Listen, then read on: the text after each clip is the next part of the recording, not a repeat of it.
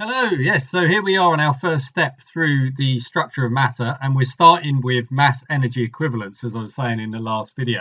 This is a crucial idea to everything that we're going to be looking at in particle physics and nuclear physics, so that's why we need to get it discussed right up front. But we do have a problem with it that, this is the first time I think where we're really running into a circular chain here in what we're doing in our learning, that the a lot of the ideas that the mass energy equivalence is based upon we haven't covered yet. So you're going to have to take some of this on faith. This is going to be very much a part one. We'll come back to this later on, so just trust me on the fact that we will come back to this and look at it in more detail, but we need to understand the implications of this before we go into this topic. Yeah, when you get these circular chains of topics where you have to cut in somewhere and then come back and revisit things later on, and this is definitely one of those. Right, so but we do need to look at it because it's a fundamental change to our assumptions. And how is it this fundamental change? So let's think of our topics. What we said right at the beginning when we were looking at physics, we got matter, we got energy, and we got force. That's what we've been looking at in classical mechanics up until now, and we've got motion thrown in with all of that, and we've been looking at how these three things interact. So our first step away from this is now with mass. Now we've been associating mass with matter, so if we've got stuff we can say it's got mass. We've got a change going on here, that we're saying mass isn't specifically associated with just matter, is also associated with energy. So energy has mass, matter has mass. Right. So that then means that we can convert matter and energy between each other. So we've got this great interlinking here between matter and energy, and both of those have mass. Right, so this is a big change. We've been able to ignore it up until now because all the matter that we've been looking at, everything's been macroscopic. We've been looking at big objects with small amounts of energy. We're now looking at really small objects because we're moving from the macroscopic to the microscopic. So our energy is a bit more comparable. We're not swamping everything. When we're looking at where the mass was before, all of our mass was sitting here in the matter in classical mechanics, and we had a tiny bit of mass sitting in the energy. Now, well, the energy, the mass could be sitting, spread around between the matter and the energy. Our mass is in both locations. So that's why it's become so much more important. And you can see this in the equation. Let's cut to the chase and look at Einstein's famous equation, E equals mc squared. And we'll look at this more detail, both in the videos I've already been mentioning that when we're going to come back to this, but also in a historical video of how Einstein came up with all of this. Because as usual, it wasn't just him. There were a lot of people working on this and trying to get this connection between energy and mass. They were mainly doing it by looking at electromagnetic waves. Again, another topic that we haven't covered yet. But it was Einstein who really pinned this down at the beginning of the 20th century as part of his work on relativity. So we've got here that energy is equal to mass times the speed of light squared. So this speed of light squared. Now, we haven't got on to speed of light yet in our videos either, but the speed of light is 3 times 10 to the 8 meters per second. So that's pretty quick. So by the time we've squared it, we've got this massive 9 times 10 to the 16, which is going in here. Now, you can see now why things get swamped by this, because if you've got an amount of energy, you want to know how much mass is associated with a certain amount of energy. So say we had 100 joules of energy, which is the sort of amount of energy that we've been looking at in our classical mechanics.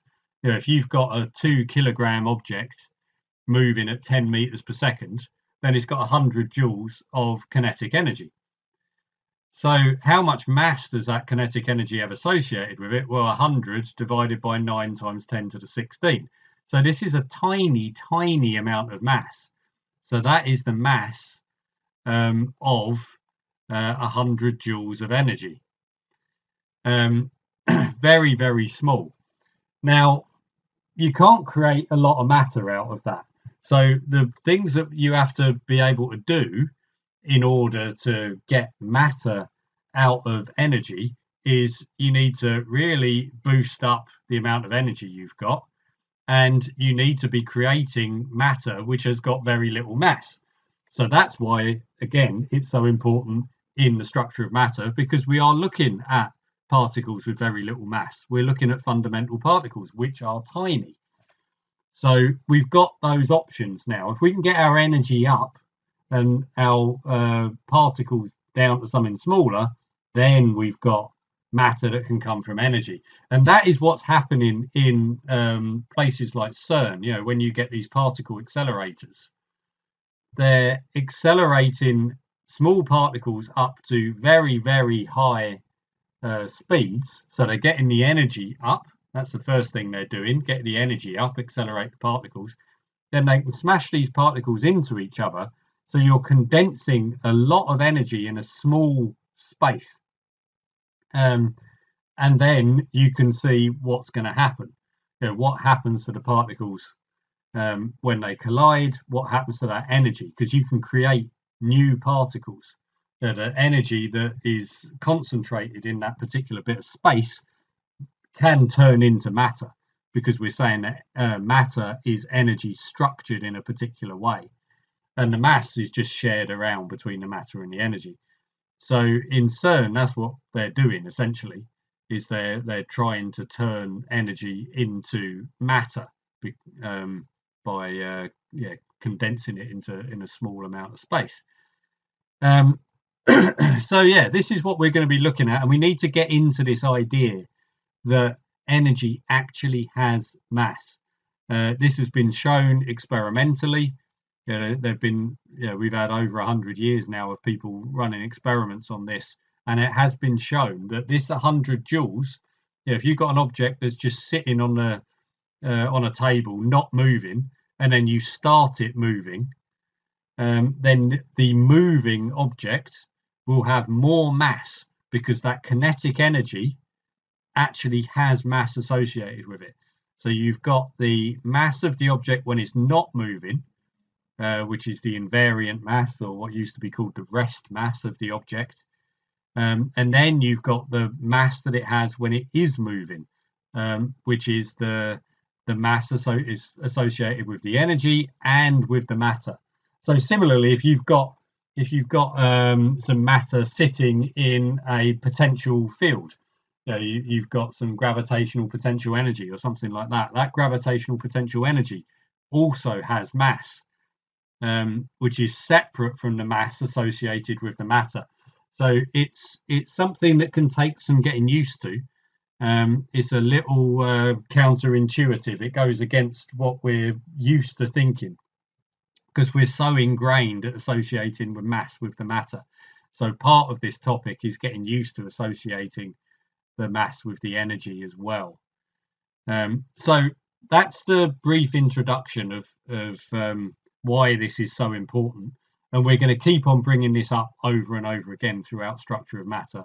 And then once we've covered loads more of the course and looked at things like relativity and looked at electromagnetic radiation and things like that, then we'll come back to this mass energy equivalence again and see if we can understand a bit more about where it comes from and the detail of it. But just for the moment, it's all about E equals mc squared and why it's important inside the structure of matter.